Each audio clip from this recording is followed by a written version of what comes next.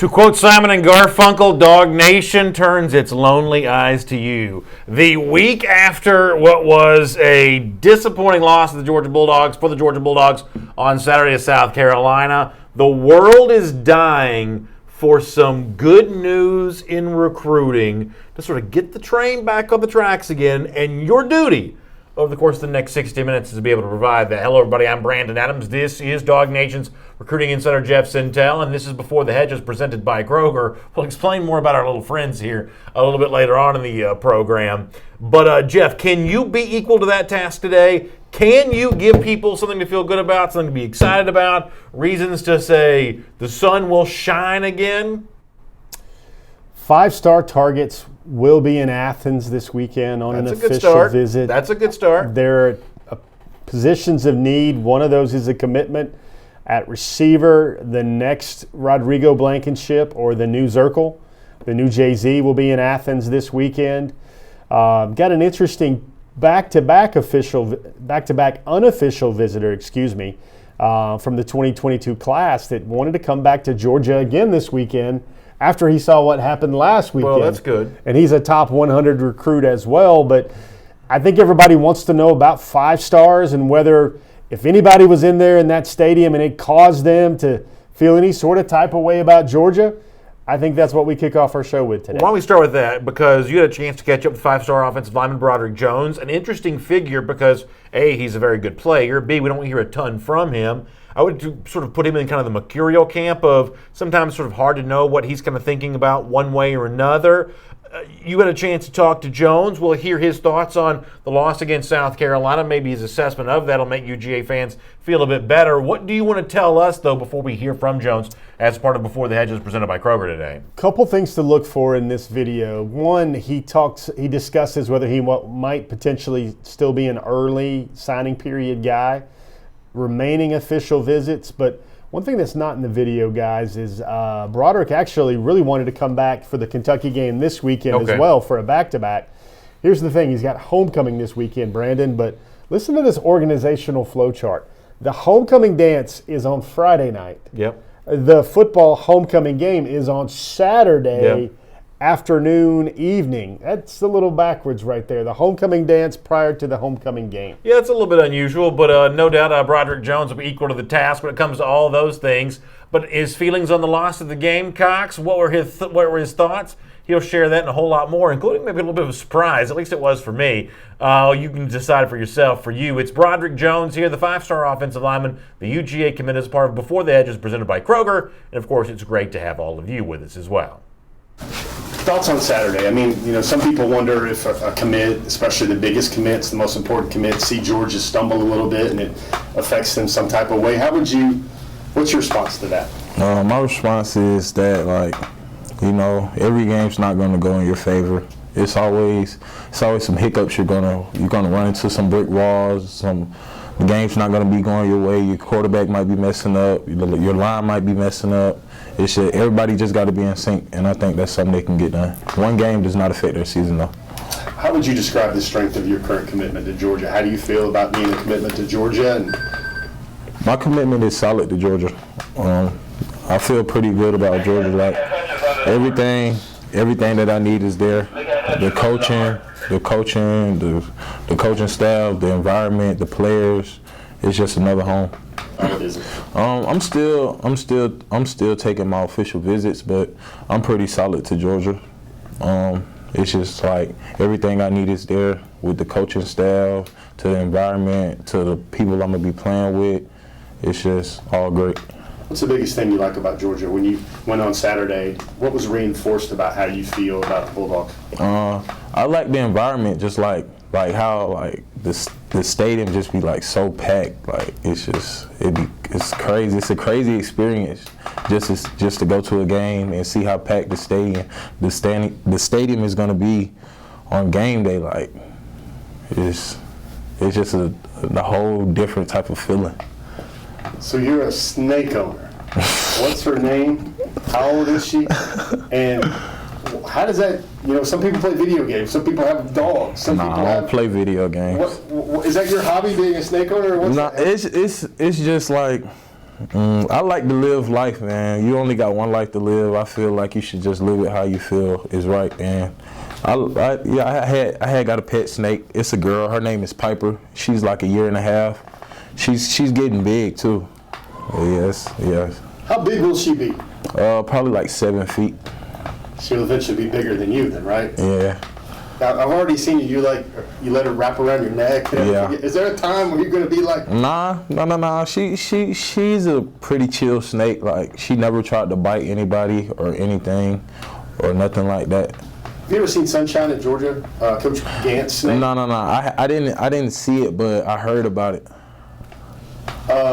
Is that stress relief? Why do you like being a snake owner? Why is this the thing for you? Because it's just different. Because everybody always think like snakes are just like bad, but people, they just like see a wild snake and be like, it's a wild snake, but it's a wild snake. It's just trying to protect itself against like danger. Like, you're a big person. They see you as a threat, so they're trying to protect themselves, just like you would protect yourself if somebody tried to hurt or harm you. Why'd you name her Piper? I really didn't name her. One of my friends named her. Like, they just said the name, and I'm like, oh, that's a cool name for a snake, and I just went along with it. Broderick, what other officials do you have planned, or you think you might take? I'm going to go to Georgia, Auburn, Miami, probably South Carolina. And then I got to choose one more, but yeah, those are. What would it take for someone to shake this commitment to Georgia or flip you? Do you have any idea, or how would you describe that?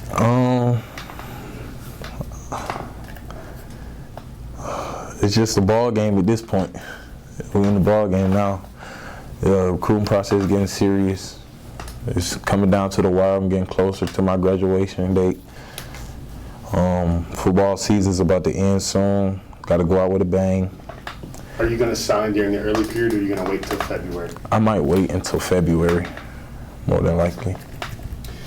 It's really interesting to hear five-star UGA commit Broderick Jones right there talking about his own recruitment and a number of subjects, including the loss to South Carolina on Saturday. Taiwan Taylor, who watches us on YouTube, is saying that just goes to show that recruits don't care about the score of a game in which they don't play. And for the most part, hearing Broderick Jones there kind of downplay the loss to South Carolina, he certainly didn't seem to be all that moved by it, or certainly not embarrassed by the fact that the school he's committed to lost to the Gamecocks, which I think speaks back to the Georgia fans this week. And listen, I'll put myself in the same category as well. Disappointed about what happened, maybe wanting to hear more contrition from Kirby Smart about some of the decisions made in that game. As I said on Dog Nation Daily this morning, though, sometimes good coaching, good leadership aren't necessarily the same thing. And for Kirby Smart, who's still the leader of the program beyond just coaching on the field, showing a position of strength when you speak publicly, I think impacts 2020 recruits and 2021 recruits. And I think that Kirby Smart is able to maintain his presence and say Georgia's still the place to be for recruits, despite the fact that the fans are feeling pretty miserable this week about seeing a loss they didn't expect to happen. So when Kirby Smart kind of keeps the stiff upper lip and sort of pretends that some of the things that fans think is plainly obvious, that's not obvious to him, sometimes it's maybe important to think about the message that he's sending to some people who might be listening beyond just media and fans. In some cases, it's recruits, and that strong presence from Smart, even when he's not necessarily saying things that fans want to hear, that still has the potential of being a positive impact on recruiting.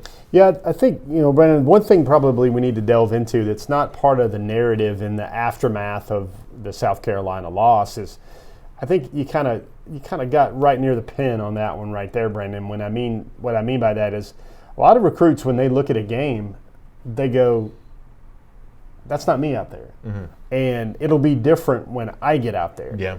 And as long as, you want to look for sunshines and bullpups and daffodils about that loss, well, a lot of the offensive playmakers, a lot of those offensive threats were highly encouraged that Georgia would put the ball up 51 times in a football game and feel like that's what it needed to do to beat an SEC opponent.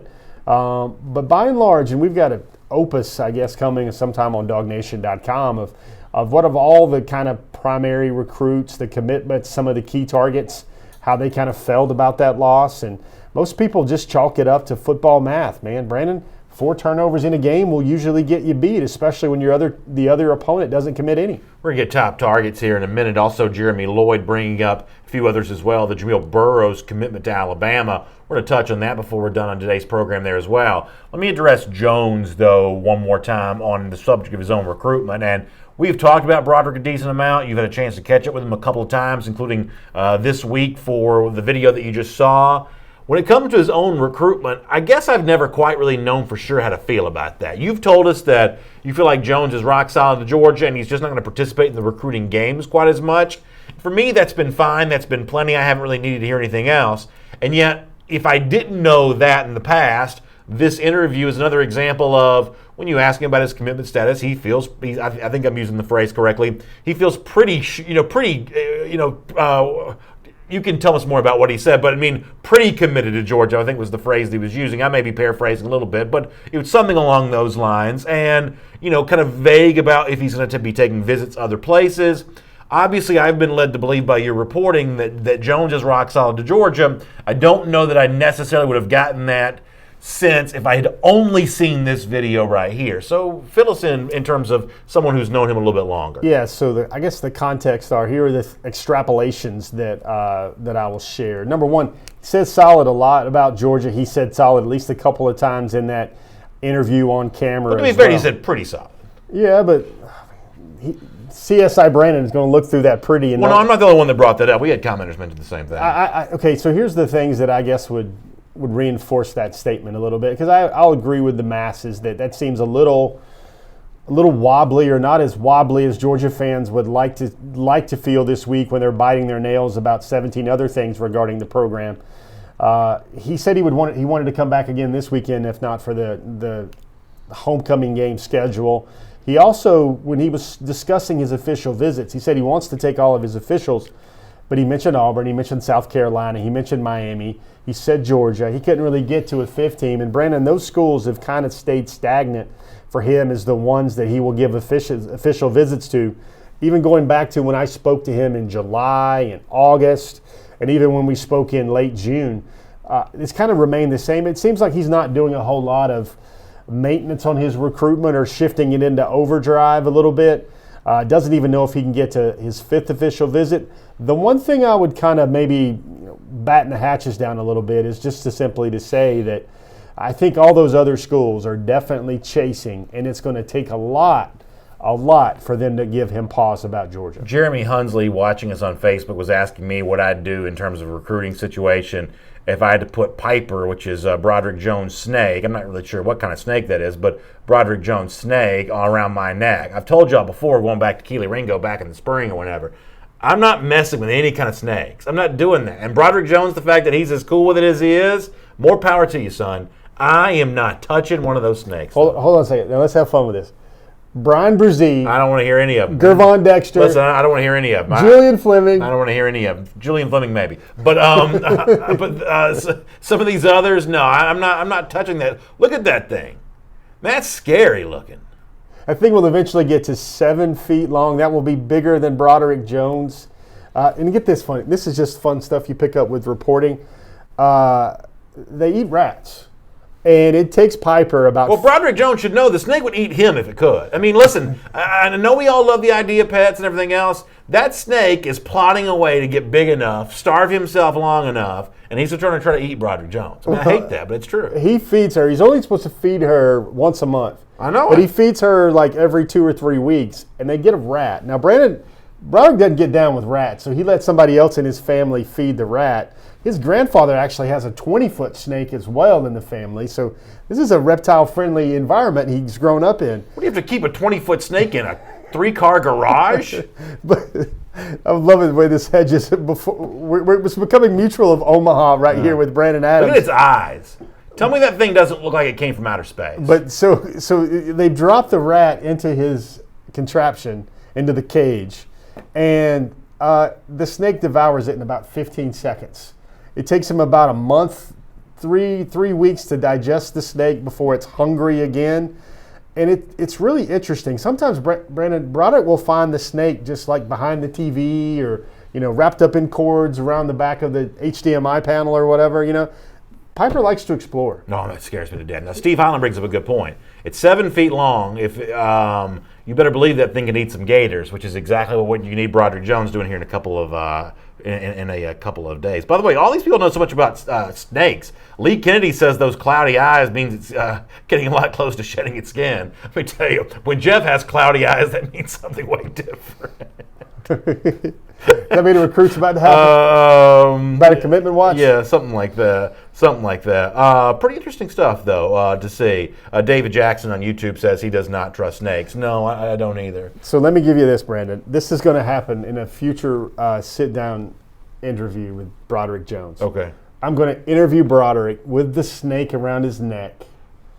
And I might even take a turn asking him questions with the snake around my neck. Oh, I don't know about that. We'll see. It's Before the Hedges presented by Kroger. A lot more of your comments coming up as part of our program here today. But for now, with some visits looming for Georgia over the weekend, let's see what kind of changes we have to our top targets list on Before the Hedges presented by Kroger. And the name that's been at the top of the list for quite some time is Keely Ringo, the 5-star cornerback.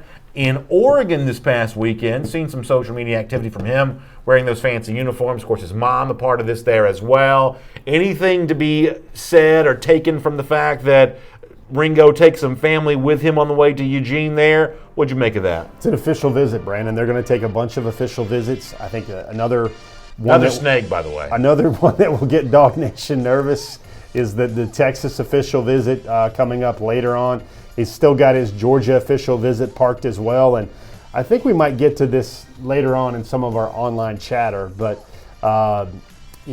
his mother was at Oregon making poses in Oregon gear, pointing at the Oregon. Their gear looks sharp now. I'm gonna give Oregon credit for that. Their gear looks pretty sharp. I love the way that gold and green looks together, and or yellow and green, whatever it is. So that was a huge visit weekend for Keely. That was around the Colorado weekend. They took a bunch of pictures, and I think, Brandon, the social media avatars have changed now from the Bulldog and the Georgia June, July cookout water slide type event. I think they're rocking some Oregon O's right now. I'm not the least bit worried about that. Name number 2 in our top targets list. How about Noah Sewell from Orem, Utah? Also with Ringo on this visit to Oregon. A little bit different for him in the fact that he's got the family connection there. Penei Sewell, his brother, continues to have an outstanding season for the Ducks offensive line. Of course, the Ducks got a big one this weekend, going to Seattle to take on Washington. So for Sewell, he already pretty much knows the lay of the land there around Eugene. Anything to add to us on this with Sewell and Ringo both being in Oregon this past weekend? Not a lot, because you saw previously you had Noah taking an official visit to Texas A&M. That one was planned for the Alabama game. If he was making that unofficial visit to Oregon, there's a change in plans with that official visit status as well. Yeah, let me pause on this. So you're right. Last week we said that he was going to A&M. He ended up not going to A&M, went to Oregon instead? Conflicting reports there on whether he was in. I was told he was going to take an official visit to Texas A&M for the Alabama game. Maybe that's changed up because the word is that he took an unofficial visit this past weekend as well to watch Oregon and take on Colorado. So that will be very interesting what's happening there with Noah Sewell. Noah Sewell's still number 2. And that game is Friday night, the Oregon-Colorado game, correct? Correct. Yeah, pretty interesting stuff. All right, name number 3, top targets of the class of 2020, Darnell Washington out of Las Vegas. Washington has had some stuff, and we'll show you this a little bit later on as part of our show here today, where he's all of a sudden kind of, looking to take some visits as well. Sounds like he wouldn't mind taking a visit to Clemson here. We talked about this on Dog Nation Daily this week, the fact that Washington's also tipping the Toledos here at a pretty heavy weight right now. Latest for you on Darnell Washington. Yeah, Darnell was 269. He weighed himself recently in Instagram story.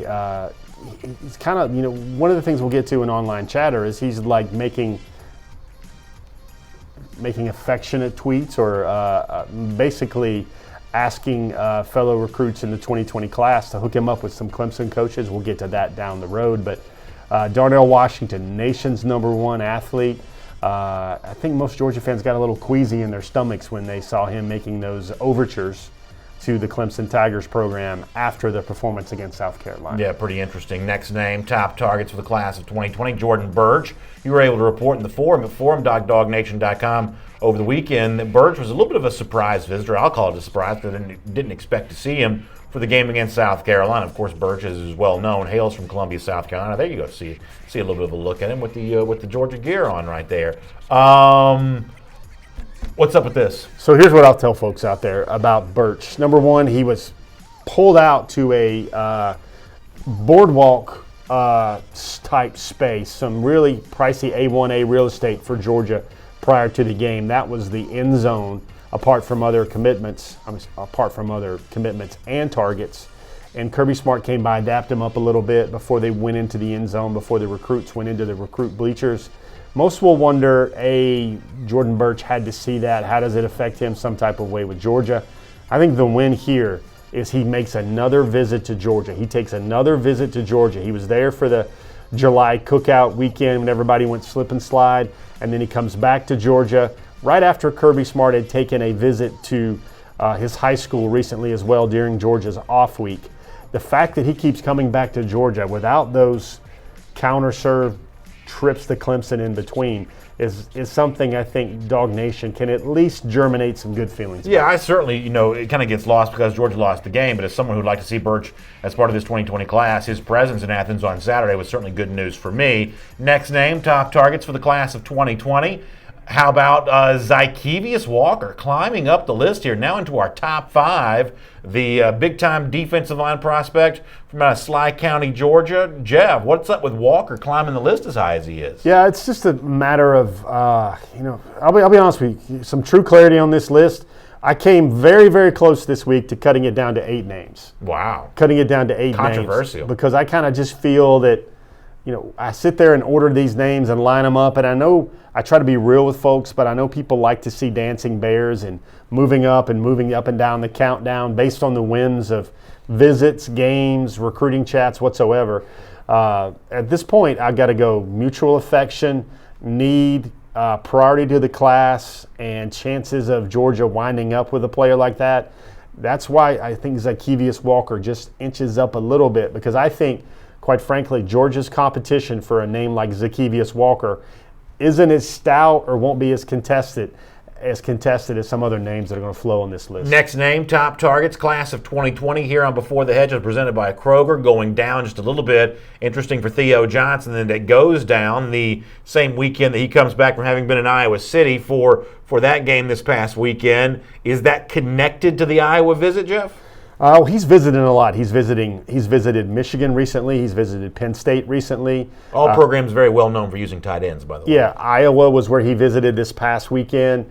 I think he's got another official visit lined up for Penn State as well as another visit to Michigan coming up. So, there's the thoughts of Alabama. He's taken his official visit to Georgia.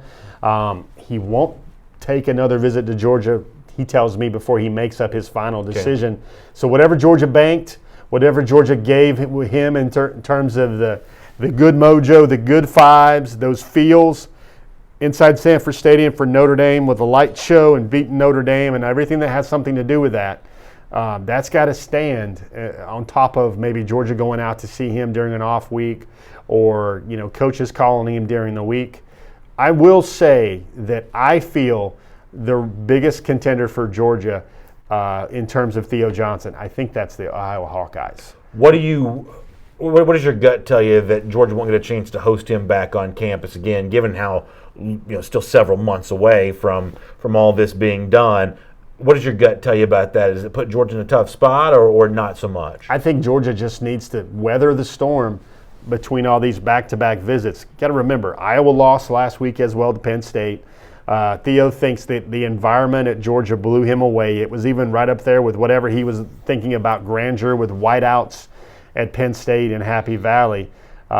Georgia's just got to continue to kind of work him, recruit him, and I think the biggest advantage Georgia has would be the ability of bringing both him and Darnell Washington together and to solidify maybe those X-factor deep threats, deep shot threats, go get a ball threats at the tight end spot and really change the way that tight end room looks for Georgia. All right, next name, top targets for the class of 2020. Dante Manning, the cornerback from out of Kansas City, a guy who was kind of a surprise entrant into this list a couple of weeks ago. We, I think, profiled a little bit more in depth this past weekend. He's recently called Georgia one of his finalists. Anything new to report on Manning? Manning, for sure, is giving Georgia an official visit. He often speaks to Kirby Smart when those two guys chat. I'll share a teaser of the Dog Nation story we're going to have on Dante Manning. He said Kirby Smart compared him to a current NFL cornerback. And you would know this name, fellas. It was a name that even Connor, the virtual GM behind the glass right there, would have loved to see go to his New England Patriots recently. Kirby Smart compared him to one Jalen Ramsey. Wow, big time compliment there. Pretty interesting to hear that. All right, next name, top targets for the class of 2020, making a climb up the list here is Arian Smith. Now, I've told you, Jeff, looking back on what plagued Georgia against South Carolina, the need for additional speed in this 2020 class, something I'd love to see Georgia be able to answer. Smith would be one of those guys, but it's interesting for me to see Smith climbing on this list, given the fact you've told us before that Alabama's more in play because of their recent addition of a 5-star quarterback commit. Clemson's more in play because the Tigers have extended that offer. What is Georgia doing, and how will it try to keep pace with a lot of these big boys who've kind of gotten in on Arian Smith as of late? Well, I'm going to be very frank here, Brandon. I think the speed quotient for Georgia's offense, I don't think it will be fully satisfied or realized with just Corey Wren in this 2020 class. I think Arian Smith becomes a priority for this class going forward. They need another guy with that game breaker dimension. Imagine the Georgia offense now minus a speed demon like Mecole Hardman on the offense. Imagine the Georgia offense with two guys just as fast or faster than Mecole Hardman in the offense. That's why I think Arian Smith becomes a priority. Watch Xavier Henderson, the Florida wide receiver that seems to be trending to Clemson as well. That's a name where if Xavier Henderson eventually winds up with Clemson, signs with Clemson, that makes it better off for Georgia with Arian Smith. He does need to take an official visit to Georgia sometime in the next few weeks. Remember, Georgia has an extra edge in his recruiting, or at least an ally in his recruiting, because of the track program, because of his buddy Matthew Bowling. Those two guys competed together in the under-20 Pan American Games. There's a very good relationship there. I'm sure Matthew Bowling is going to give him a speed read or speed intel on how everything goes for a guy that's an athlete, a student at the University of Georgia. I do feel Arian Smith becomes much deeper a priority considering what Georgia is showing on the field so far this year. Two quick questions. More likely to take an in-season official visit or after-season official visit? I think Georgia needs to get him in the place for the Texas A&M, the Missouri game, one of those games. You know, you hear lots of things about who may float in this weekend. You hear Justin Flo, the 5-star inside linebacker, may float in this weekend. You know, Arian Smith coming out of Lakeland, Florida is another guy that I've been kind of looking to see which one of these Georgia in-season big games that he does make. That's an important thing for Georgia. If they can get him in for an unofficial and then an official visit down the road, especially in that December runway where a lot of guys want to come in, that's when Dante Manning's going to come in, him and his 10.67 speed in the 40. That's one of those to be watching for. Arian Smith, wide receiver. And I know people are not going to be singed or bugged at all or bummed at all by us touting a speedster with speed to burn in this top targets list this week. Is Clemson the biggest threat here, or is it a school like Alabama? I think it's Clemson. I think Clemson's the school. Alabama's in there now because of Bryce Young. And, you know, the Crimson Tide are what they are. They continue to win games. Georgia, offensively, needs to continue to show good things, especially the utilization of Dominic Blaylock and George Pickens going forward. I think one of the keys, at least on the recruiting trail for Georgia, for what they can do on the field to further cement or impact 2020 recruiting, is to really feed the ball to Dominic Blaylock and George Pickens down the line, which will say a lot of things and give a lot of those still on the fence recruits for 2020 an idea of what the future of the Georgia offense might look like with true game breakers at receiver. Brian McPhail likes the idea of the very speedy Arian Smith, saying, I have the need for speed, kind of referencing the old Top Gun line. So he likes the idea of that. James Crump also says something kind of interesting. You mentioned the possibility of Justin Flo possibly visiting this weekend, which is news certainly for me. Crump, I should say James on our Facebook comment section says that he thinks it's possible to land Flo, Sewell, and Sherman, that you could really just clean house at the linebacker position. Obviously, Sherman's already a UGA commit. If Flo were to come in this weekend, as you suggested a moment ago, is that the same thing we're going to say about Darnell Washington? He's just taking his visits? or is there a chance for Georgia to impress in that regard? I think Flo's visit would be an example of Georgia maybe being number 2 or number 3. These recruits are going to take their 5 official visits, and sometimes your official visit number 3 or 4 or 5 in that sort of pecking order. I don't see a way, with all due respect to the opinion there, I don't see a way where Georgia would add Sewell, Sherman, and Flo under any circumstances. If they are able to gang up on inside linebacker, that would create a big glut at that position.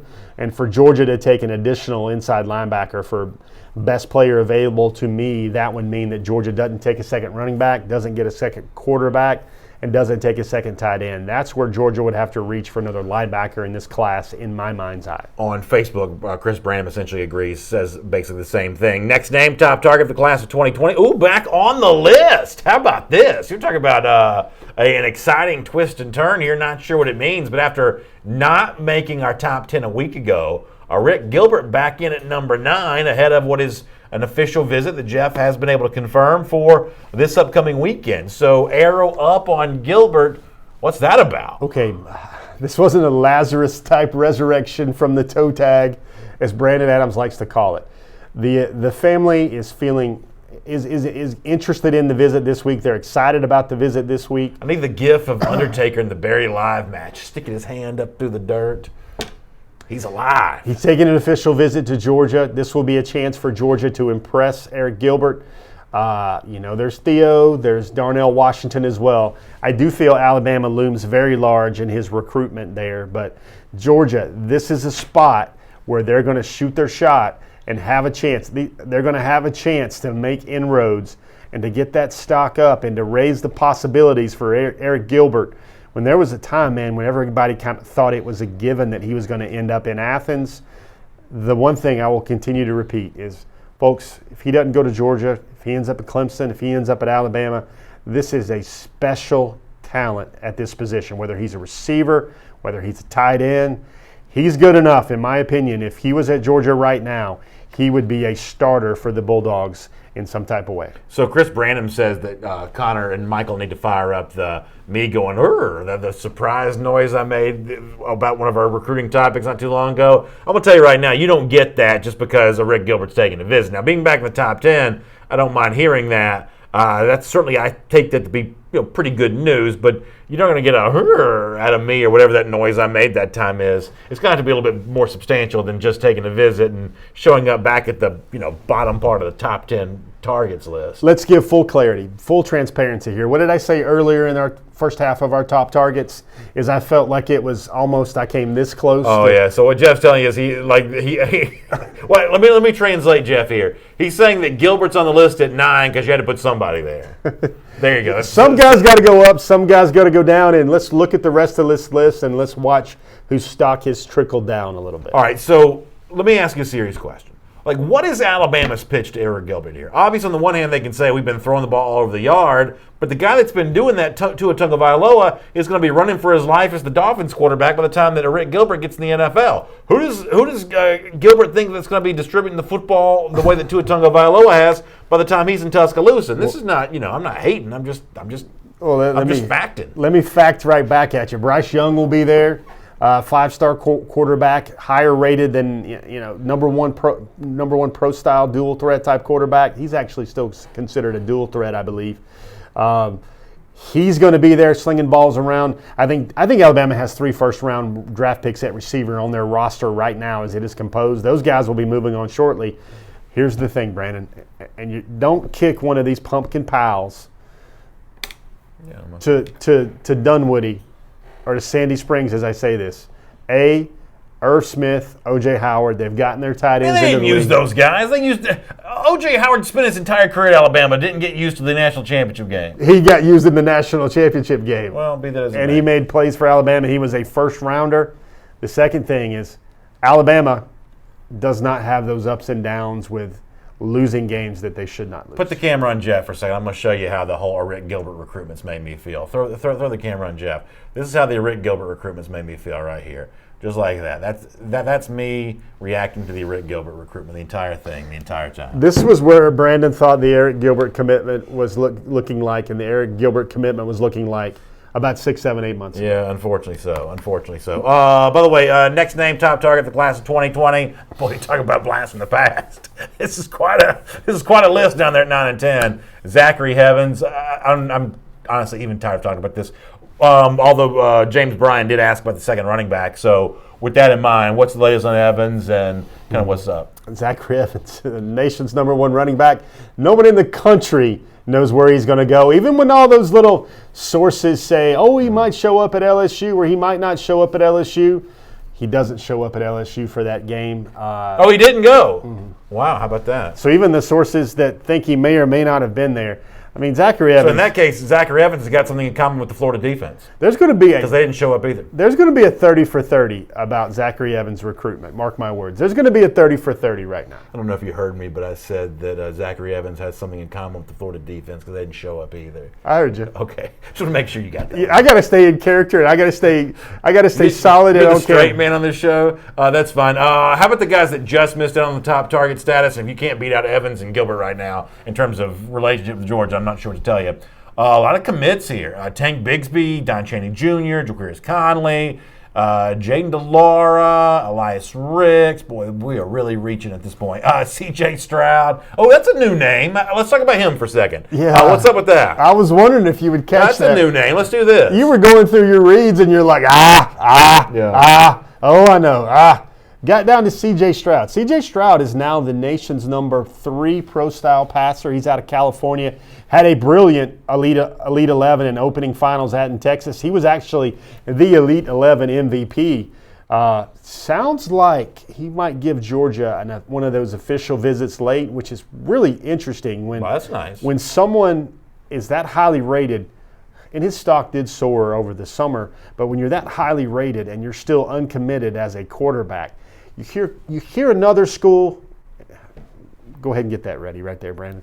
You go ahead and put it over your face. Okay. You hear another school a little bit more than Georgia with C.J. Stroud, though. C.J. Stroud might want to check out Georgia, take a visit, see what Athens is all about. But right now, it sounds like Ohio State is in a very good spot with C.J. Stroud. Well, they got 9,000 receivers. I mean, honestly, as much as I hate the Buckeyes, I mean, who wouldn't want to be there? Now, I was told at Georgia you couldn't really stack quarterbacks, but apparently Ohio State can. But well, that one's only going to be around for one more year after this. Yeah, one. that's probably true. That's probably true. I mean, Ohio State's recruited the receiver position very, very well. I'm not surprised the quarterbacks want to play there. I would say to give everybody a fair parallel, to get some kind of cement around that statement Brandon just said. Imagine if Georgia could sign 4 running backs a year and needed to sign 4 running backs a year. Mm-hmm. I would say Ohio State's wide receiver recruiting might even be right on par with Georgia's running back recruiting. Yeah.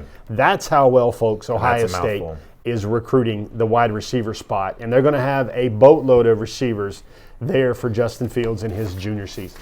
All right, we're having some fun with our friends from Kroger today. You can get all these little Halloween decorations with our friends at Kroger. You can check that out. And by the way, something else you want to check out at Kroger as well. How about former Falcons running back Michael Turner going to be making an appearance at the Kroger on Ponce on Friday? Turn of the burner. Yeah, that's indeed. October the 18th from 4 to 7. Photo opportunities, autographs, the whole 9. The Kroger on Ponce just opened today, and it's a one-of-a-kind Kroger with the largest Starbucks and the pub on Ponce with both walk-up windows right off the belt line, which is an amazing experience for those of you that kind of live in town, several restaurants, and, of course, all the groceries you need. It's a really cool location, that Kroger on Ponce, and Michael Turner is going to be there this Friday from 4 until 7 p.m., so go check out the great former Falcons running back. That's really good stuff, and make sure you pay very close attention to that. All right, Jeff's got his trivia coming up, his weekly six-pack. We will share that. Before that, though, a couple things I want to get into, including with Georgia playing Kentucky on Saturday. You're going to tell me about this before the show. Kind of an interesting connection that Georgia wide receiver Dominic Blaylock has with the Wildcats. In fact, let me show you this picture that Jeff was able to unearth from his collection of photos. There's no telling what kind of archives he has. How about and Dom's going to be upset with us for even showing the picture of him looking so young there, but how about a very young-looking Dominic Blaylock hanging out with Mark Stoops, who honestly looks the same age now as he did then? You may want to investigate Stoops' ability to avoid the aging process, but look at the young Dominic Blaylock there. I think he's about 11 or 12 there, Brandon. Wow. And you want to talk about a recruiting race. Kentucky had a 6 or 7 year head start on the Bulldogs. Why? because Zach and Darren Blaylock, tremendous all-state caliber football players at Walton High. I think one of them even ended up on the Bachelorette over the last year. But those guys were scholarship athletes at Kentucky. They played ball at Kentucky. And at that time, they were going to get, the Blaylock family was going to go see, the Woods family was going to go see their boys playing up in Lexington. And right there, I'm sure Stoops kind of thought, yep, this is going to be the next one. So Stoops knows him at this point in time? Oh yeah, they were really. I mean, he was a younger brother of two guys that played for him. Yeah.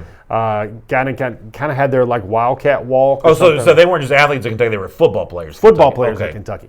That's from a very athletic family. Yeah, sure. Is Blaylock a multi-sport star in this stage of his career, or was kind of already known that he was going to be a football player? Definitely a really strong baseball player, Brandon. To me, this was a part that never really took off on his recruiting because he had an ankle injury, kind of like some of the ones that Julio Jones suffered in his sophomore year of high school baseball. But had Dominic Blaylock invested fully in baseball, he might have been a top 4, top 3 round draft pick in professional baseball. Well, what's interesting about this is I actually think of Mark Stoops as a pretty good recruiter, but the area in which he's had the most success, they've had some players from Florida, certainly, but in recent years, they've kind of gone into, like, say, Southern Ohio. Cincinnati's just across the Ohio-Kentucky border. That's some of the places where Stoops kind of had success with these, 4-star type guys doing some work in Southern Ohio. And so, when you see him arm in arm with Blaylock, I'm sure he had some confidence to think you might be able to win this recruiting battle because since he's been there, Stoops has won. He's had some 4-star guys that have signed there with the Wildcats, more so than some people might realize. It's funny, we're gonna get to that in our 6-pack trivia and just how well Stoops has recruited, but better than some people might think. With Blaylock right there, he just Blaylock was at times the number 1 receiver in the country. Mm-hmm. He was so steadfast and strong to Georgia. That's the way the marketing of the industry works. You just gradually slide down when you're not taking any visits.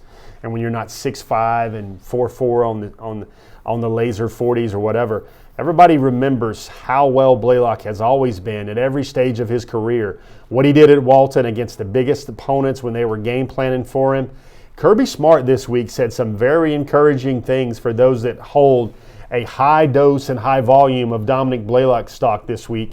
He said, and I hope Dog Nation caught this when they listened in real close, he said that Dominic Blaylock practices just the way that he wants him to at a standard, and he carries that work rate over onto the field every week. You got to see Georgia trying to get him better. I noticed Kirby. Jeremy Hunsley in our Facebook comment section says it's time to start targeting Dominic Blaylock, and I would agree with that. Still has the highest average yards per catch on the Georgia team. We document that every week in the freshman report, but what I saw, Brandon, before the game against South Carolina, when Kirby Smart probably had smoke coming out of his ears for different parts of his team, he was leaning in really close. He was talking to Dominic Blaylock on a lot of things. And I think Georgia, as one of our DogNation.com crack staff writers put in their prose and their narrative this morning, Dominic Blaylock has got to start getting off for Georgia, and they got to start feed number 8 for them to go where they want to go in 2019. Maybe let him return a punt every now and then as well. Maybe give him the freedom to do some of that kind of stuff, or at least, let's take that out for a spin and see where that goes. Go with the flow here with me, Brandon. Next big play for Dominic Blaylock at Georgia. Is it a punt return, or is it a catch, or is it a jet sweep? Which one of those you take? I'll take all the above, but it's the catches right now that you need to see Georgia improve in, so hopefully that'll be taking the place of very soon. By the way, it is Before the Hedges presented by Kroger. My name's Brandon Adams. This is Dog Nation's recruiting insider Jeff Sintel. As I said before, we'll get to trivia coming up. A lot more of your comments on the way here as well. Let's also check in, as we like to do each and every week, or at least frequently, on our online chatter, some of the cool pieces of video or tweets that are popping up around the internet, and we just kind of throw these up here and talk about them a little bit. In fact, if you want to go ahead and fire up the first one, we'll kind of figure out what it is and just talk about some of the stuff that's been out there over the last couple of days. All right, here we go. Keely Ringo. Boy, that's kind of a cool backdrop there. Is that the Oregon campus? What is that, like the St. Patrick's Cathedral? What is that? Looking out over on the practice field. That's a great backdrop right there. It kind of looks sort of Game of Thrones-ish back there. And look at that gear, the black. I mean, hey, you got a black jersey. You got a black jersey. You can Right. wear it at Oregon. They'll let you wear Yeah, the black now jersey. Oregon's got better uniforms than that, but that's not bad. I mean, they got nice gear. They do. One of the things we're going to do as we rip through this online chatter, Brandon, is when we get to the end of our online chatter, I want you to tell me which one was your most intriguing online chatter of the week. Okay, we'll do that. So good stuff from Keely Ringo. But the next one, Ringo's mom also enjoying the Oregon helmet there, having a good time with her visit also. And that's always important to impress mom. Hashtag new profile pic. She's pointing at the Oregon helmet. I think that's one of many helmets that they have. I don't know if that's Brandon Adams' favorite Oregon helmet.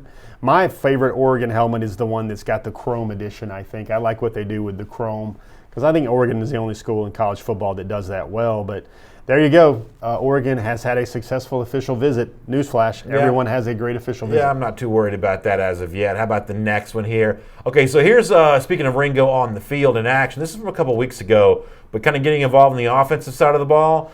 Jeff, you can certainly see the athleticism that makes Ringo such a top-flight cornerback on this play, can you not? Yeah, everybody's basically leaving him alone and making him feel that. like the invisible man. That was just a straight. I mean, the two defensive backs should have had an angle. He just runs right past them. That's 10-4 speed in the 100 meters. That's 4.35 in your 40, and he can't make an impact on his football team's games right now when everybody ignores him on that side of the field with them locking that thing down. So his offense, his Saguaro High School offense, is incorporating him on the offensive side of the ball to get him some touches where we can impact a game. Danny Smith says this is all smokescreen, dogs on top. I'd agree with you on that. Ro Hawkins kind of asking about the situation. No, I don't think either of us think the dogs have lost Ringo here. Speaking from the perspective of a fan, I don't mind you taking official visits, go have a good time. Speaking from the perspective of an analyst, I don't think you think that the trip to Eugene for he or his mom is a game changer in this recruitment. I don't. If I had to lay odds and be a kind of discuss where I think Oregon stands in Keely's recruitment, I would say that I don't think Oregon is either. I don't think Oregon is any higher than number 3 overall in his pecking order right now. How about the next one here, our top online chatter. Now, why don't you watch this from Noah Sewell? What his dad was complaining because I guess he got penalized for this, but there's something about this video that I find fascinating. Look at how easily Sewell goes to contact, right? When you lower your head as a running back, there might be a tendency to want to brace your shoulders, to kind of wrap your arms and just try to protect your body a little bit more. Now, you maybe can say he shouldn't lower his head from a safety standpoint, maybe he shouldn't, but in terms of seeking contact, not being afraid of contact, translating that to the linebacker position, as easy as Sewell seems to almost enjoy that contact right there, that really translates to the linebacker position. So what goes through my mind right here is you see there's really one of these every week with Noah Sewell, guys, about what he's doing in Utah high school football. And the term that his father referenced right there is Noah was actually called for offensive spearing on that play, which boggles my mind. I guess they're creating new things. But when I watch Noah cutting through the line right here, it looks like Godzilla, man. And you got the mane of hair back there, Yeah. and he looks like Godzilla just running through a Navy or running through boats as he's making a beachhead on some metropolitan area or whatever. You're right, but you got to want contact, though, and he seems to want it. He seeks out the content. And, look at that poor safety right there on that clip again. That young man said, I'm going to go low on Noah Sewell, and this is what's going to happen. You tell your grandkids about that one. Not bad. Maybe another one from Noah Sewell here. Maybe on the side of the ball, he's a little bit more used to seeing him. Watch this one, Jeff. Bang. Get it in the air on that one. Pretty good stuff from Sewell. Also part of a little back and forth conversation that he had with Kendall Milton here this week as well. Yeah, Kendall said you need to be a dog making hits like that. But see, folks, again, Noah Sewell's 266 pounds, and he's one of those linebackers, those defenders. I'm sure that young man, when he left his feet, thought, okay, let me make something happen here on this cornerback on the boundary. And all of a sudden, Noah just darts into the screen and helicopters him around. And I'm sure he put a bruise on that young man that Crayola doesn't have a color for just What yet. else we got here? I keep saying top targets. This is online chatter portion. So this is kind of interesting. One-time UGA commit. It seems like that he and George were just kind of deciding to go separate ways. That's my interpretation of it. I don't know that for a fact, but it certainly seemed like they were comfortable in separating. Both parties were. And now he's been scooped up and picked up by Alabama. Burrow's saying it's been a long time coming. Blessed to see 18 years on earth. Committed to the University of Alabama. What do you make of that, Jeff Sintel? Alabama scooping in with a recruit that kind of relationship had soured with Georgia. Here's what I'm going to say on that one, Brandon. You pull up that tweet, you look at it, number one, you see that you have Jamil Burroughs. Oddly enough, that was a photo I took back in August of 2018 before his junior year. The one in the McEachern uniform. The one in the McEachern uniform right there. Here's what happens. Here's what you just have to feel like it happens. Jamil Burroughs committed to Georgia. By the way, Alabama's Photoshop game is on point with that Burroughs picture. Are you saying something there, sir? No, let me just leave it at that. So, 5-star graphic artist, is that what you're trying to say there? So let's kind of just look at Jamil Burroughs here for what it is. He committed to Georgia on his mother's birthday before his sometime right into at the dawn of his junior year. Some point mutually, whether how he felt about Georgia, whether how Georgia felt about him, actually came in a point where his stock was kind of up and down in the industry. When he committed to Georgia, Brandon, he was the nation's number 4 defensive tackle. I think he commits to Alabama here this week on his birthday, and congratulations for that. I think his rating is somewhere in the 20s in terms of defensive tackle. You've seen his body change a lot over the last year and a half where he put on some weight. Still quick, still had that active first or second step. He didn't have the best opening, but what I saw about Jamil Burroughs is he was a guy that would continue to take reps, continue to take coaching, continue to get in there at a time when some guys weren't succeeding and they were getting blanked a lot during the opening one-on-ones with other elite talent, and they just tapped out. Jamil Burroughs, give him credit. He stayed in there, he kept working, kept fighting, and he wasn't going to back away from any man. Let me make a serious point here for a moment. I think it's kind of interesting that Kirby Smart now going into his 5th recruiting cycle at UGA, their player evaluations, Georgia's compared to Alabama's, are not as similar as they used to be. It seemed like at one point in time they were recruiting the exact same players every single year. But there are at least 3 examples from the state of Georgia where Alabama has just chosen to recruit some in-state guys a little harder than Georgia did. And I'm not saying it's right or wrong on either side. That's not my point here. My point is this idea that, Kirby's cut from the Saban cloth, therefore their player evaluation is going to be exactly the same. Not in every instance. Georgia swims in some pretty deep recruiting waters right now, the same way that Alabama does. And it seems like more and more Alabama and Georgia are just evaluating players differently. Especially the interior type line guys. Folks can point to this. So remember in the 2018 class, Brandon, the 2019 class. Remember the name Rashad Cheney Jr.? Yeah, that's another name, yeah. That was the guy that was committed to Georgia. There was some, softening of the strength of that commitment between Georgia and Rashad Cheney. He ends up committing, then flipping to Alabama, and then Cheney ends up at Minnesota. I don't know if you're going to see Jamil Burroughs do the exact same things that Rashad Cheney Jr. did. But here's what I will say. Well, Kevin Harris, the Grayson linebacker's a little bit like that too, right? Another guy like that too. But here's what I will say. It seems pretty clear to me is that Georgia is doing different things now with its evaluation of in-state juniors. They've looked at a couple of times in the 2019 and now the 2020 class where the early evals, or early prior to the junior season evals of a lot of these players weren't on point. The players didn't continue to get better. And Georgia's got to be right in state. They can't keep backing up off of guys that they liked in state, they take a commitment from, and then when that player's not realizing his full potential or not developing the way the staff might want them to be, there becomes a situation where Georgia doesn't pursue the kid as hard as other targets.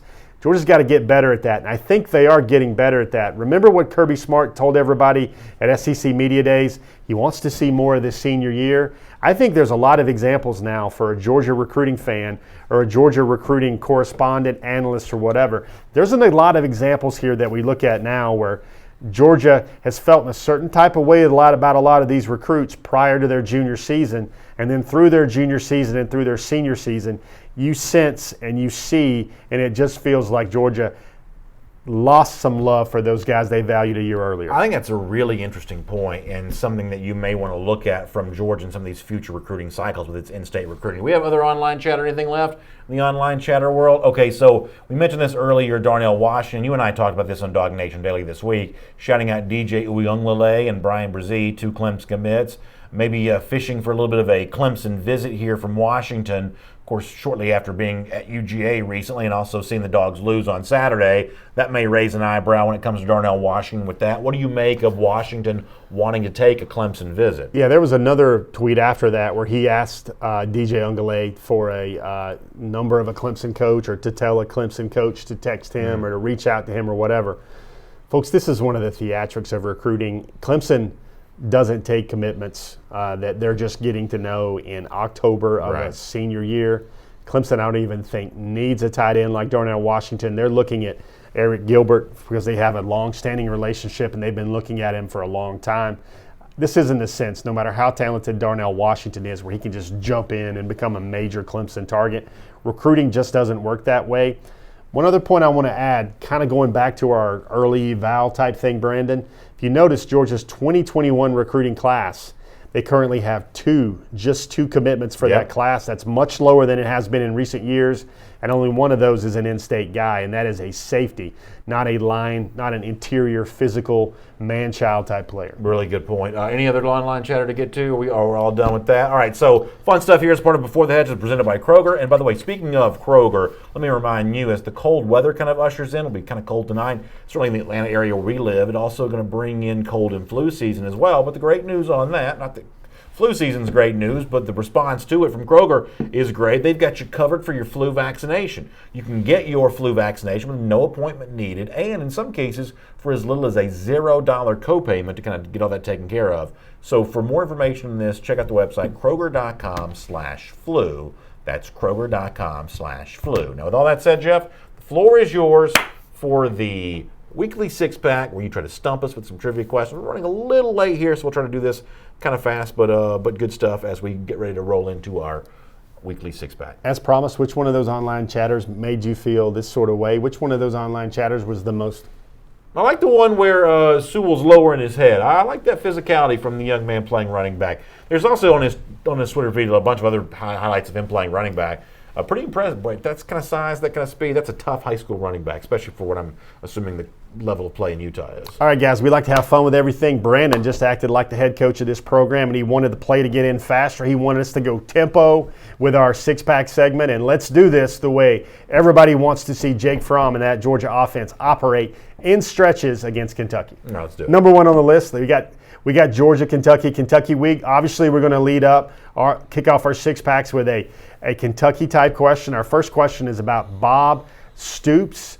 We want to know a little bit about Bob Stoops and his coaching resume. Brandon, first question. Which one? So this is not Mark Stoops. This is Bob Stoops. No, I'm sorry. Mark Stoops. Okay, all right. Mark Stoops. Sorry about that. I was trying to juggle a couple things. No worries. I just want to make sure I know. I'm not trying to call you out. I want to make sure I know which Stoops we're talking about. Not Mike Stoops, but Mark Stoops. So, guys, avoid the Bob Stoops in there. Right. This is Mark Stoops, the head coach of Kentucky.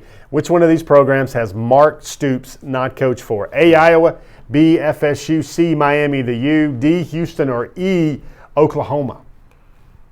Okay, so Bob Stoops took the Oklahoma job in 2000. Did Mark Stoops spend any time with him? I want to say that Mark was at Florida State for sure. For some reason, Iowa comes to mind here as maybe a part of that coaching tree at some point in time. Houston seems weird enough. Let me say he's been to Houston, but he's not been to Miami. I remember him at Florida State. Let me say not Miami. I want to say Miami, the place he hasn't been. Jay Squillis, though, says D, Houston. Susan Wright says A. Winston Mock says E. Not having coached with his brother would make some sense. It's kind of a clever answer. So Brian McPhail says E. This is what 11 does before the play. He wants it. Let's go tempo. Correct answer is E. The Freudian slip there was Mark Stoops, Bob Stoops. Never coached with his brother. Never coached with his brother at Oklahoma. Well, good for him. Nepotism's all the rage these days, but the Stoops not participating in that. Number two. Second up, which one of these statements is not true about the Georgia-Kentucky football rivalry? A, Kentucky has never won 3 in a row against Georgia. Seems like that would be true. B, the Wildcats have never scored more than 38 points on Georgia. Seems like that would not be true, at least first off. C, the Bulldogs have only lost 6 times to Kentucky since 1956. If that's true, a lot of those have been recent. That's kind of interesting, within the last couple decades. D, the Bulldogs scored 17 points last week. Bit of an upset, bit of a minor disappointment by Dog Nation, of course. They have scored at least 17 points in 23 straight games against Kentucky. Seems like that would probably be true unless it's some weird derivative of that. I'm going to say I vaguely remember a high-scoring Georgia-Kentucky game, and I want to say it was like 2006. I want to say that Kentucky has scored 38 points against Georgia, so therefore I'm going to say the wrong answer here is B. Although Jonathan Crump says C. Positive vibes and good times, which I'm very much in favor of, on YouTube says D. Feel pretty good about B as of right now. Malcolm Z. Collins says A. Let's go with B. I'm staying with B. I feel like Kentucky scored 38 against Georgia before.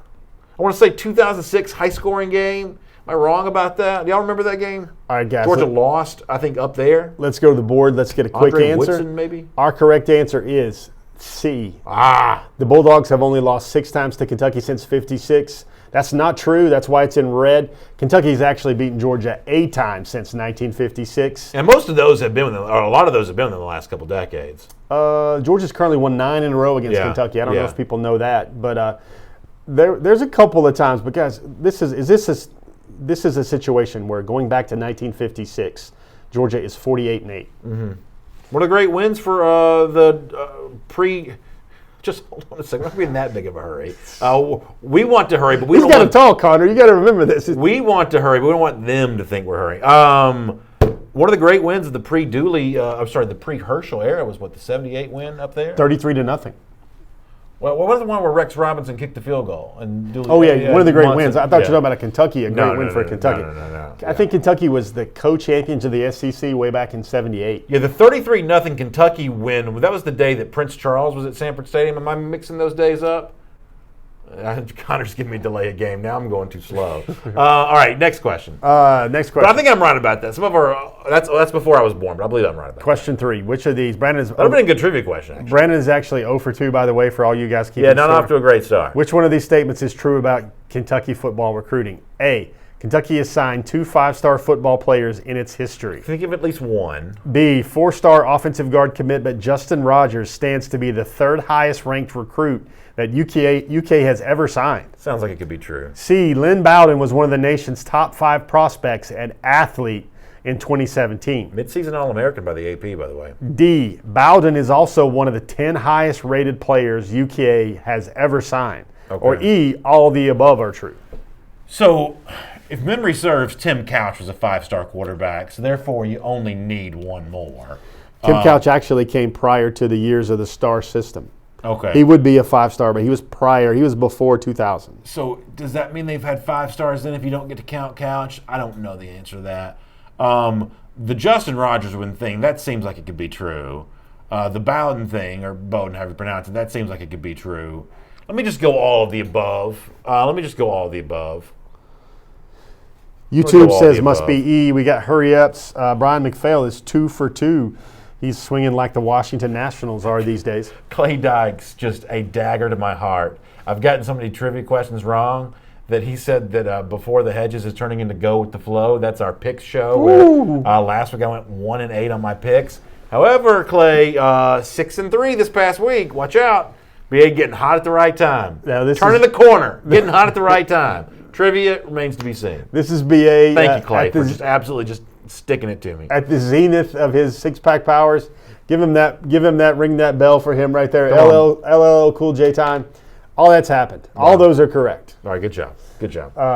Self-explanatory. Lots of neat little things to know about Lynn Bowden, how he was a top 5 prospect. He's good. He'd be playing for Georgia. If he was on the Georgia roster, he'd be playing. Would he be returning punts and be allowed to return punts? I'm not saying what he'd be doing but he'd be playing.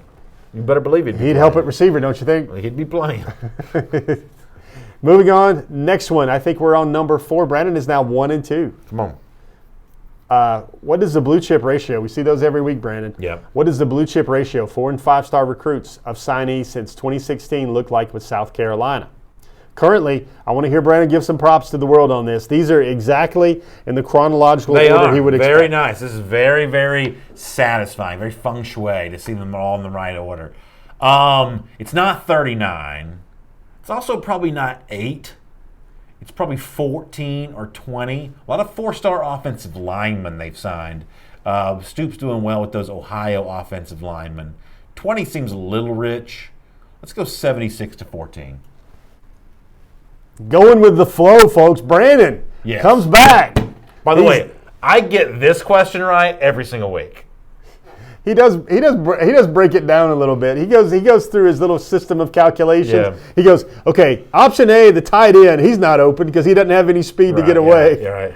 Yeah. Option D, that's somebody playing with a significant injury, so I'm going to move that one away. Right. Now I'm down to these two targets. That's it's about Blaylock or Pickens. That's about it. Yeah, that's about it.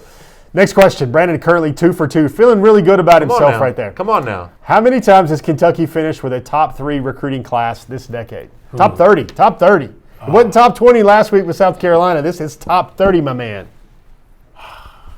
It's not 0. Actually, it might be. Top 30. Y'all help me out with this. I'm going to say it's B2. I'm going to say B2. B2. Jeremy Hunsley says B. Jacob O'Neill says C. I'm going to say it's B2. Brian McPhail says B. Jonathan Crump has quit. Brian McPhail, yeah, so I'm going to say B. I'm going to say it's B2. Because, I think Ole Miss finished 25th this past year. I mean, it's hard to crack the top 25. Now, you're saying top 30, but, I mean, Ole Miss signed a 5-star, and they barely finished the top 25. So, I mean, you've still got some schools recruiting some players even down there. So apparently, maybe you need to get that guy that threw a dagger at you on social media, virtual dagger to you. Maybe you need to get him to talk to the Georgia team before the Kentucky game because he inspired some good stuff from Brandon. Yeah. Because Brandon, ring that bell one more time. Brandon, off the schneid. Come on now. The Wildcats had the nation's number 22 class in 2014 and the number 30 class in 2017. Yeah, it's not easy to get a top 30 class. It's really not. How easy is it to get a top 5 class? Well, I mean, Georgia's just swimming in different waters right now. Georgia's got its own issues. It's not recruiting at the moment. Wow. Would that be a bizarro Georgia world where they have a top 15 recruiting class every year, yet they put up numbers on offense like Oklahoma? Yeah. Oh, yeah. Brandon's stupefied by that one. Moving on to the next one, we got one of our final. Just try not to say too much. Which person among the options below is not connected to Kentucky? All right, this is fun. Is not connected to Kentucky or the city of Lexington. All right.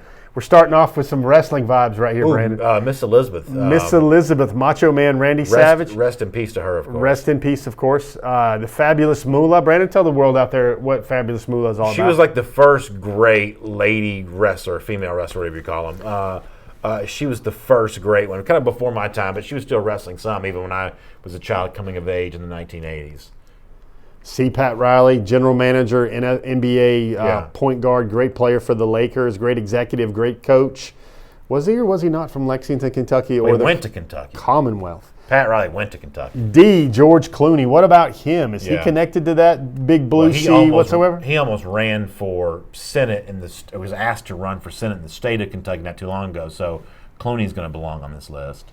Or E. Chris Stapleton, one of Brandon's nice little nouveau country dudes right now. Don't mind listening to Chris Stapleton. I'm going to assume that he could be from Kentucky, although I don't know for sure. So it comes down to, is it Elizabeth or is it the Fabulous Moolah? And for some reason, I want to say that Elizabeth was from Florida. Now, Randy Macho Man Savage is supposedly hailed from Sarasota, Florida, but I'm going to say it's Miss Elizabeth. She's not from Kentucky. She's not from Kentucky. I don't think you got that one right, Brandon. You close with a whiff. Moolah. The Fabulous Moolah is not a UK alum or a Lexington native. So how did you even know to put her on the list? I didn't even know you knew who Fabulous Moolah was. I know how you work, man. I know how you work. Once you saw Miss Elizabeth in there, you're like, what's Jeff trying to do with my wrestling itch right there? So then I narrowed it down to the 2 wrestling gals, but I wasn't sure between the 2 of them. Then I bookmarked that one. And Jacob O'Neill says give him an F for failure on that. This will probably be the only time in the history of the world on this beautiful blue ball called the world where you hear feng shui and the Fabulous Moolah mentioned during the same continuous Dog Nation program. All right, let's put like 2 minutes on the clock. We'll knock out a couple comments, and then after that, we got to get ready to go. We've been on the air for what seems like hours at this point in time. All right, so we'll do a little hurry up. We'll get your questions and comments. Does anybody want to talk recruiting here now, though? A lot of folks still talking about trivia here at this point in time. So we'll see if we can take a couple of recruiting questions before we get out of here. Clay Dyke says, what would your wrestling name be? That's a good question. What would my wrestling name be? I know what my hip-hop name would be, Heavy Favorite. You like that? Hey, folks, do you think Brandon should show up as B.A. Baracus in our Halloween special? No, you can't. You got to be careful with stuff like that. You do. Everybody knows you as B.A. That's the most popular B.A. in the history of the world. It is, well, second most popular now. But listen, nobody loved the 80s more than I did.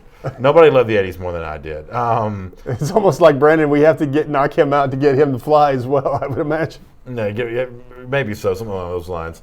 Jeremy Hunsley says Brandon the Butcher. I think that gimmick within the UGA beat's kind of already taken there as well, so I can't quite go down that road either. Brian McPhail says, will UGA score more than 40 points against Kentucky? Unfortunately, I say no. No. Yeah, I don't. Not right now. Folks, I put this in the forum. Georgia is built to beat teams by 14 to 21 points, not 30 to 40, especially conference opponents in the SEC, unless they get some havoc or turnovers. Having said all that, I don't think that makes them any less of a national championship program. They just pummel teams and beat teams differently than some of those, pinball, arcade, tilt the scoreboard type teams that everyone loves these days. Strick Dog says that he heard that Flo was supposed to be in Athens this week, and we talked about Justin Flo a little bit earlier. Strick wants to know, is it true that he may come this weekend? Justin Flo is one of the guys that's floating about. He was always going to take an official visit to Georgia. At some point during this football season, the one that he had locked in, and he always continuously stated was locked in, was that one to Clemson. Folks, if he makes that trip to Georgia, whether it's this weekend or Missouri or Texas A&M, I still think Georgia is outside the winner's circle right now in that recruitment. Noah Sewell's where Georgia's recruiting heavily for the inside linebacker spot. Georgia only needs one. Clemson and Justin Flo have felt like they're on the way to getting engaged for the longest time. Trey L93 say, what do recruits want to see happen with the Kentucky game to show he bounced back from the loss? I think just a dominating physical win. I think people might not like it, but I think 31-3, 31-0 would be quite fine with a lot of folks. I think 31-7 kind of feels like the way this game might go. This fan base is ravenous, Brandon. How do you think a 28-0 win would feel to the populace, to the masses right now? Depends on if they're holding a ticket or not. I mean a gambling ticket there on that one. Jeremy Hunsley says, whereas Eddie, unlike me, who does 1,000 shows a week, Eddie only does Dog Nation Daily. Susan Kornblut, how about this? Dogs 30-17 over Kentucky. Boy, a 13-point win. That'd make a lot of folks pretty nervous. Coming up on Saturday. Chris Brandon, we'll finish up with this one. He says, what's your favorite Halloween candy? By the way, in honor, you can get these cool pumpkin decorations at Kroger. You can get those at Kroger. What's your favorite Halloween candy, Jeff? Twix, man. Love me some Twix, man. Reese's Cup for me. I love the Reese's Cup. By the way, speaking of Kroger, make sure you go Kroger.com, Kroger app, download the app, get the Kroger Plus card. Big time savings on candy, decor, and everything else kind of heading into Halloween. It's going to be here coming up in a couple Thursdays, so make sure you get ready for that. You can also save on Hershey's and assorted sweet tarts right now when you use your Kroger Plus card. So Kroger's kind of like Halloween Central. You can go there and get sort of stocked up and save up on everything. Really good stuff, Jeff. I know you got some great things planned at the website, dognation.com, and of course, busy in the forum as well at forum.dognation.com in the days to come. We'll look forward to reading you on that. I'll see all of you again here next week at the same time for Before the Hedges presented by Kroger. And of course, for me, tomorrow morning back here at 10 a.m. again for Dog Nation Daily. Special guest for us tomorrow. A lot of issues with the Georgia wide receivers. Terrence Edwards is going to be with us tomorrow to help break down kind of where the group needs to go from here. That's going to be fun tomorrow with our buddy Terrence as a part of Dog Nation Daily. For now, though, we've got to go. You have a great day. We'll talk to you again here next week at the same time for Before the Hedges presented by Kroger.